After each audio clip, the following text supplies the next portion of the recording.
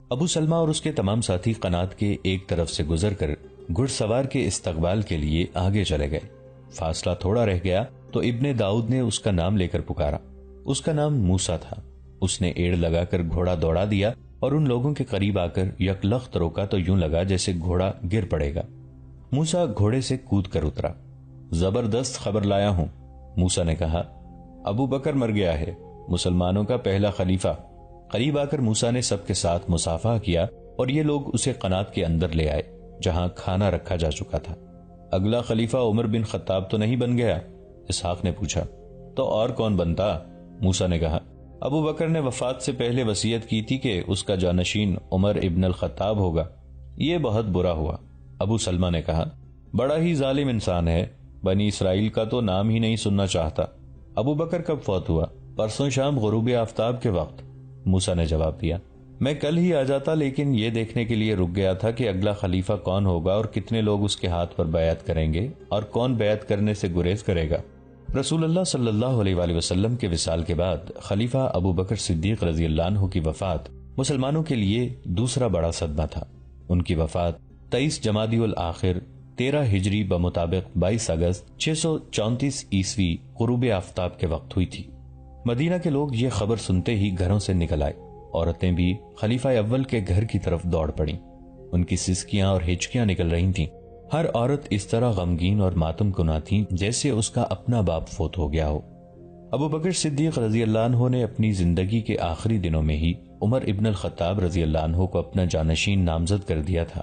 عمر رضی اللہ عنہ نے اس نامزدگی کو قبول کرنے سے ہچکچاہٹ کا اظہار کیا تھا، لیکن ابو بکر رضی اللہ عنہ نے صاف الفاظ میں کہا تھا کہ عمر کے بغیر ان حالات پر جن میں سلطنت اسلامیہ گھری ہوئی ہے قابو پانے کی صلاحیت کسی میں نہیں۔ اس دور کی تحریروں سے پتہ چلتا ہے کہ عمر رضی اللہ عنہ بڑی ہی روح کش ذہنی کیفیت میں مبتلا تھے۔ ایک تو ابو بکر صدیق رضی اللہ عنہ جیسا بزرگ اور مدبر ساتھی رخصت ہو گیا تھا، اور اس کے ساتھ یہ مسئلہ کہ ان کے یہ ساتھی اپنی تمام تر ذمہ داریوں کا بوجھ ان کے کاندھوں پر ڈال گئے تھے۔ حضرت عمر رضی اللہ عنہ نے ابو بکر رضی اللہ عنہ کے جنازے کے پاس کھڑے ہو کر یہ ماتمی کلمات کہے تھے: اے خلیفہ رسول، آپ نے قوم کو کس مشکل میں ڈال دیا ہے، آپ اسے بہت بڑی مصیبت میں چھوڑ چلے ہیں۔ آپ جدا ہو گئے، اب کیسے ملنا ہوگا۔ ابو بکر رضی اللہ عنہ نے خلافت کے لیے عمر رضی اللہ عنہ کی نامزدگی اپنے طور پر ہی نہیں کر ڈالی تھی، ذاتی طور پر رسول اکرم صلی اللہ علیہ وآلہ وسلم نے بھی کبھی فیصلہ نہیں دیا تھا۔ جس طرح حضور صلی اللہ علیہ وآلہ وسلم اپنے ساتھیوں سے مشورہ کیا کرتے تھے، اسی طرح ابو بکر رضی اللہ عنہ نے بھی وصیت لکھواتے وقت مشورے لیے تھے۔ سب سے پہلے انہوں نے عبد الرحمن بن عوف رضی اللہ عنہ سے پوچھا تھا کہ عمر رضی اللہ عنہ کے متعلق ان کی کیا رائے ہے۔ خدا کی قسم، عبد الرحمن بن عوف رضی اللہ عنہ نے کہا تھا، عمر رضی اللہ عنہ کے متعلق آپ کی جو رائے ہے وہ اس سے بہتر ہے، لیکن ان کے مزاج میں سختی ہے۔ میں جانتا ہوں، ابو بکر رضی اللہ عنہ نے کہا تھا، اس کے مزاج میں سختی اس لیے ہے کہ میرا مزاج بہت نرم تھا۔ جب عمر رضی اللہ عنہ پہ ذمہ داری آ پڑے گی تو وہ اپنے مزاج میں اس کے مطابق خود ہی تبدیلیاں کر لیں گے۔ اور ابو محمد، میں نے عمر کو بہت قریب سے جانچا اور پرکھا ہے۔ میں نے ہمیشہ دیکھا کہ جب میں غصے میں ہوتا تو وہ میرا غصہ ٹھنڈا کرنے کی کوشش کرتا تھا، اور جب میں کسی معاملے میں نرمی برتنے لگتا تو عمر مجھے سختی کا مشورہ دیتا تھا۔ اس کے بعد ابو بکر رضی اللہ عنہ نے عثمان غنی رضی اللہ عنہ کو بلایا اور ان سے عمر رضی اللہ عنہ کے متعلق پوچھا۔ ہم سب سے بہتر جاننے والا اللہ ہے۔ عثمان غنی رضی اللہ عنہ نے اپنی رائے ان الفاظ میں دی: میری رائے یہ ہے کہ ان کا باطل ان کے ظاہر سے کہیں بہتر ہے اور ہم میں ان جیسا کوئی نہیں۔ اس کے بعد ابو بکر رضی اللہ عنہ نے سعید بن زید رضی اللہ عنہ، اسید بن حضیر اور کئی اور مہاجرین اور انصار سے عمر رضی اللہ عنہ کے متعلق پوچھا، اور انہیں یہ بھی بتایا کہ وہ عمر رضی اللہ عنہ کو اپنا جانشین نامزد کر رہے ہیں۔ میرا فیصلہ کس حد تک صحیح ہے؟ انہوں نے ان لوگوں سے پوچھا۔ ان سب نے فردن فردن جو آرا دیں وہ تقریباً ایک جیسی تھیں، جن کا لب لباب یہ تھا کہ عمر رضی اللہ عنہ کا مزاج اتنا سخت اور درشت ہے کہ وہ خلیفہ بن گئے تو مسلمانوں میں انتشار اور افتراق کا خطرہ پیدا ہو جائے گا۔ تاریخ کے مطابق طلحہ رضی اللہ عنہ ان سب کی نمائندگی میں ابو بکر رضی اللہ عنہ کے پاس گئے تھے۔ خلیفۃ الرسول طلحہ رضی اللہ عنہ نے ابو بکر رضی اللہ عنہ سے کہا، جب اللہ آپ سے یہ پوچھے گا کہ رعیت کو کس حال میں کس کے حوالے کر کے آئے ہو تو آپ کیا جواب دیں گے؟ عمر کو آپ اپنا جانشین مقرر کر رہے ہیں، کیا آپ نے کبھی دیکھا نہیں کہ وہ لوگوں کے ساتھ کیسا سلوک کرتا ہے؟ سوچ لیں، جب قوم عمر کے ساتھ براہ راست واسطہ پڑے گا تو اللہ آپ سے جواب مانگے گا۔ ابو بکر رضی اللہ عنہ کی عمر 62 برس سے اوپر ہو گئی تھی اور وہ علیل تھے، قریب المرگ تھے۔ ان کے جسم میں اتنی سکت نہیں رہی تھی کہ اپنی طاقت سے اٹھ کر بیٹھ جاتے۔ مورخ لکھتے ہیں کہ ابو بکر رضی اللہ عنہ طلحہ رضی اللہ عنہ کی رائے سن کر غصے سے کانپنے لگے، حالانکہ ان کے مزاج میں غصہ نہ ہونے کے برابر تھا۔ اتنا شدید غصہ آ جانا ثبوت تھا کہ وہ عمر رضی اللہ عنہ کو ہی مدبر اور دانشمند سمجھتے تھے۔ مجھے بٹھاؤ، ابو بکر رضی اللہ عنہ نے غصے میں کہا تھا۔ ان کے ایک عزیز نے انہیں سہارا دے کر بٹھایا۔ کیا تم مجھے اللہ سے ڈراتے ہو؟ ابو بکر رضی اللہ عنہ نے غصے سے کانپتی ہوئی آواز میں کہا، میں نامراد ہو کر مروں گا اگر میں تم پر ایک ظالم کو مسلط کر کے جاؤں اور یہی میرا توشہ یا آخرت ہو۔ میں اللہ سے کہوں گا، اے اللہ، میں تیرے بندوں پر اس شخص کو اپنا جانشین مقرر کر کے آیا ہوں جو تیرے رسول صلی اللہ علیہ وآلہ وسلم کی امت میں سب سے بہتر تھا۔ ابو بکر رضی اللہ عنہ کی آواز نقاہت کی وجہ سے بہت نحیف تھی، جو صرف قریب بیٹھے ہوئے ایک دو آدمی ہی سن سکتے تھے۔ اور میری بات سنو طلحہ۔ ابو بکر رضی اللہ عنہ نے طلحہ رضی اللہ عنہ کو اپنے قریب کر کے کہا، جو بات میں نے کی ہے وہ اپنے پیچھے بیٹھے ہوئے آدمیوں کو بھی سنا دو۔ طلحہ رضی اللہ عنہ نے خلیفہ کے حکم کی تعمیل کی اور ابو بکر رضی اللہ عنہ پھر لیٹ گئے۔ مسند تاریخوں میں آیا ہے کہ ابو بکر رضی اللہ عنہ اس رات سو نہ سکے۔ یہ صورتحال انہیں پریشان کر رہی تھی کہ امت رسول میں عمر رضی اللہ عنہ کی خلافت پر اختلاف پایا جاتا ہے۔ الصبح عبد الرحمن بن عوف رضی اللہ عنہ ان کی عیادت کو آئے تو گھر والوں نے انہیں بتایا کہ ابو بکر رضی اللہ عنہ نے رات آنکھوں میں کاٹ دی ہے۔ خلیفۃ الرسول عبد الرحمن بن عوف رضی اللہ عنہ نے پوچھا، رات سو نہ سکنے کا باعث کیا تھا؟ طلحہ اور دوسرے لوگوں کی باتوں نے مجھے بہت دکھ دیا ہے۔ ابو بکر رضی اللہ عنہ نے کہا، میں نے اپنی عقل اور دانش کے مطابق خلافت کی ذمہ داری اس شخص کو سونپنی چاہی تھی جو تم سب میں ہر لحاظ سے بہتر ہے، اور تم لوگ میرے اس فیصلے کو قبول نہیں کر رہے۔ کیا تم یہ چاہتے ہو کہ یہ نازک ذمہ داری کسی اور کے سپرد کر دوں، یہ جانتے ہوئے کہ اس سے بہتر آدمی موجود نہیں؟ اللہ آپ پر رحم کرے خلیفۃ الرسول۔ عبد الرحمن بن عوف رضی اللہ عنہ نے کہا، اپنے دل پر اس طرح بوجھ نہ ڈالیں، اس سے تو آپ کی بیماری اور بڑھے گی۔ میں جانتا ہوں کہ رائے دینے والے لوگ دو فریقوں میں بٹ گئے ہیں۔ ایک گروہ وہ ہے جو آپ کے فیصلے کو دل و جان سے قبول کرتا ہے اور وہ آپ کا ہی ساتھ دے گا، دوسرا گروہ وہ ہے جو آپ کی رائے سے اختلاف رکھتا ہے۔ مجھے افسوس ہے کہ اس دوسرے فریق کی قیادت وہ شخص کر رہا ہے جو آپ کا مشیر ہے اور آپ کا دوست بھی ہے۔ ہم سب کو پورا اعتماد ہے کہ آپ کا فیصلہ نیک نیتی پر مبنی ہے اور آپ کا مقصود امت کی فلاح و بہبود اور اصلاح و ہدایت کے سوا کچھ نہیں۔ ابو بکر رضی اللہ عنہ کے لیے ایک عجیب صورتحال پیدا ہو گئی تھی۔ وہ اپنا فیصلہ ٹھونس بھی سکتے تھے، لیکن ان کی نظر اس وقت پر تھی جس کا آغاز ان کی وفات کے بعد ہونا تھا۔ انہوں نے عام لوگوں سے مشورہ لینے کا فیصلہ کر لیا۔ ان کا مکان مسجد سے ملحق تھا۔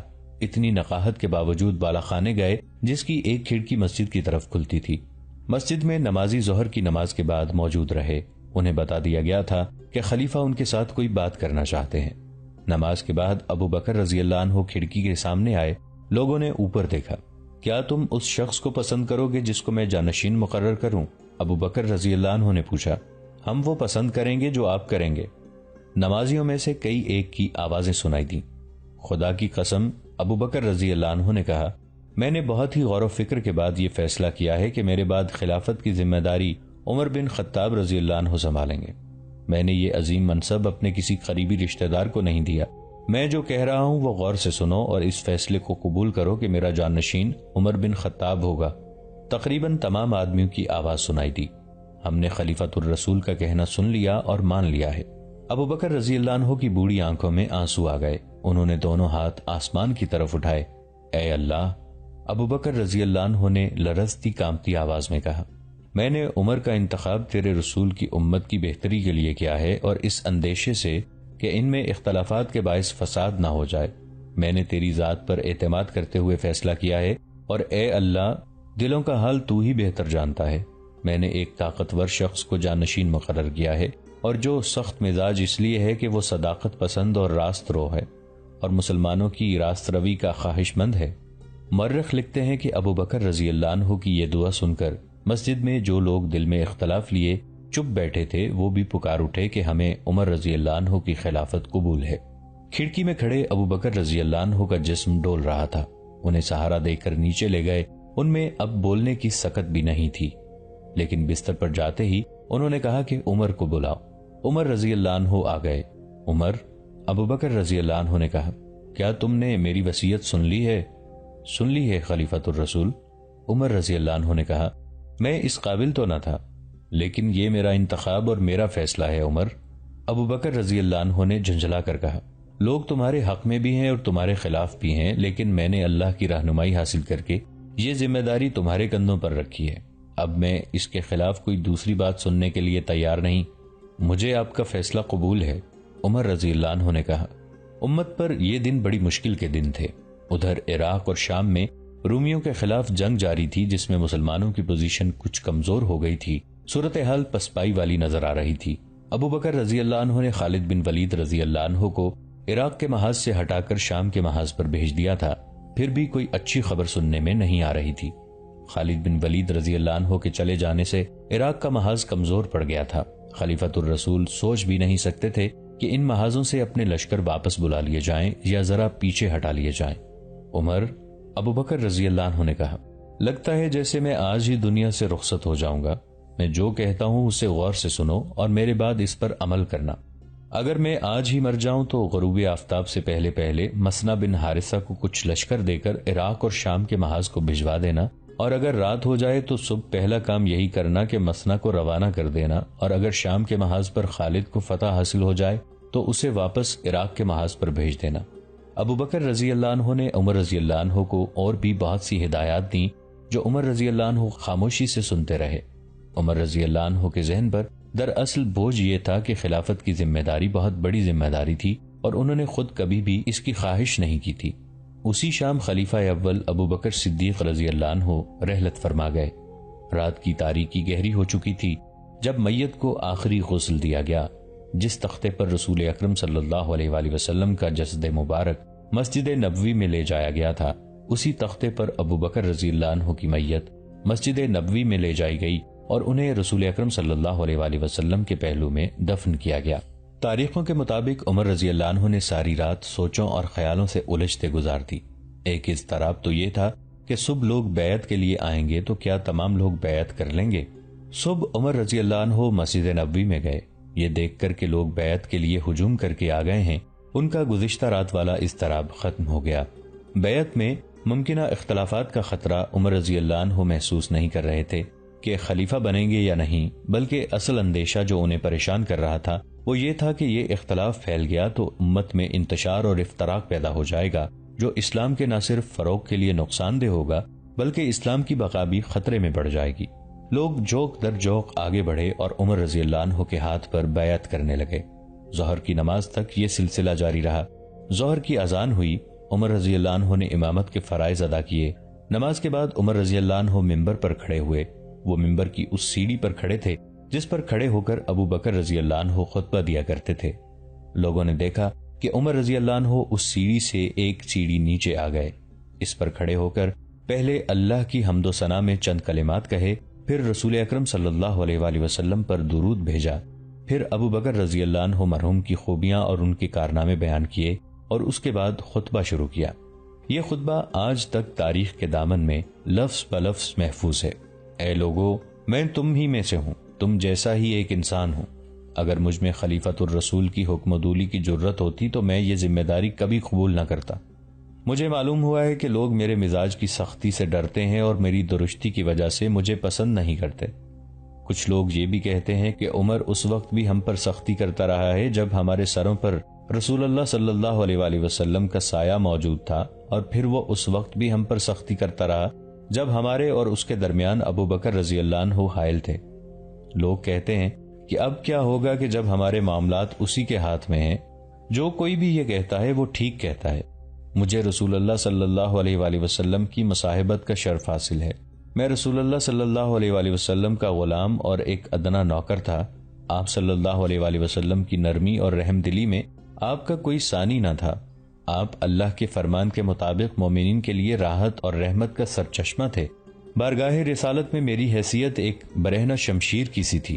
جب رسول اللہ صلی اللہ علیہ وآلہ وسلم چاہتے مجھے نیام میں ڈال دیتے اور جب چاہتے مجھے بے نیام کر دیتے۔ میں رسول اللہ صلی اللہ علیہ وآلہ وسلم کی بارگاہ میں اسی حیثیت میں رہا، اس دن تک جس دن اللہ نے آپ کو یاد فرمایا اور اپنے ہاں بلا لیا۔ حضور صلی اللہ علیہ وآلہ وسلم آخر وقت تک مجھ سے خوش اور مطمئن رہے۔ میں اللہ کا لاکھ لاکھ شکر ادا کرتا ہوں کہ حضور صلی اللہ علیہ وآلہ وسلم مجھ سے خوش رہے، اور یہ ایسی سعادت ہے جس پر میں ساری عمر فخر کرتا رہوں گا۔ حضور صلی اللہ علیہ وآلہ وسلم کے وصال کے بعد آپ کی خلافت ابو بکر صدیق رضی اللہ عنہ کے سپرد ہوئی۔ کیا کوئی ابو بکر کے تحمل، نرمی اور کرم نوازی سے انکار کر سکتا ہے؟ میں ان کا بھی خادم اور معاون رہا۔